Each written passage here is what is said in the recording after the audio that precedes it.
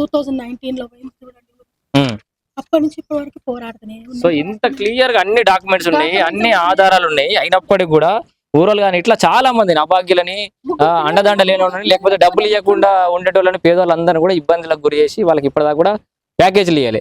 ఇట్లాంటి తల్లుల గోస ఎంతో మంది గోస తలిగే గత ప్రభుత్వం ఇట్లా అయిపోయిందని చెప్పుకోవచ్చు ఒక రకంగా. ఆయన ఉంటే ఊరు చేస్తుండే, ఇప్పుడు బొందలు తవ్వాలంటే మేమేనా బ్యాగరోళ్ళం. ఇప్పుడు మేము ఇప్పుడు ఆయన లేడు, ఇప్పుడు నేను పోయి చేయగలుగుతానా? చేయలేను. ఇప్పుడు నా బతికేంది పరిస్థితి ఏంది? ఇక వాళ్ళకి తెలవాలి, కేసీఆర్ తెలవాలి, రేవంత్ తెలవాలి. చాలా కష్టంతో కూడుకున్న పని వీళ్ళది, మళ్ళా ఎవరు చేయలేని పని ఇది. ఎవరైనా చనిపోతే బొందలు తవ్వుతారు వాళ్ళు.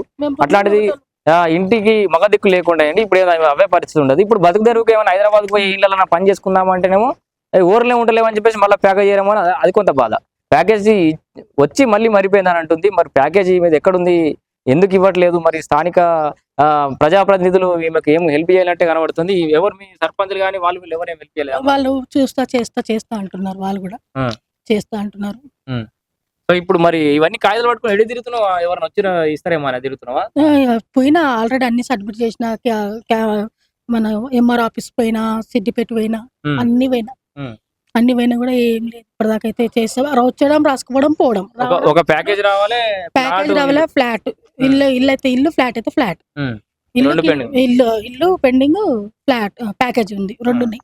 పిల్లలు ఎంతమంది? 3 పిల్లలు ఉన్నారు. 3 పిల్లలా? 3 పిల్లలు చదువుకుంటున్నారు. ఇప్పుడు వాళ్ళందరూ 3 పిల్లలు బతకాలి. ఇల్లు ఏదో నామకావాసి ఇల్లు ఒకటే ఉంది, కానీ ఇల్లు లేదు. మీతో తినాలి కదా, ఇక ఏం లేదు. ఇక అదే ఉంది నా బాధ.